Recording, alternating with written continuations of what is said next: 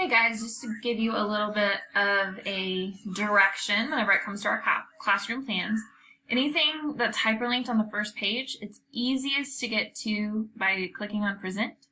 You have some of our videos happening, lesson plans, Google Meet, everything that you need to know is pretty much on here.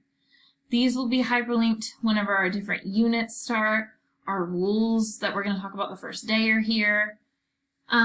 There's a hyperlink to get to whatever week we're on's plans. If you click on me, it goes to the website.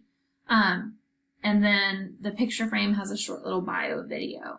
So that's the easiest way to get to anything here. Other than that, links will be put on whatever day's slide to get you where you need to go. A lot of assignments will get turned in on Google Classroom, so please make sure you're paying attention to that. Thank you guys.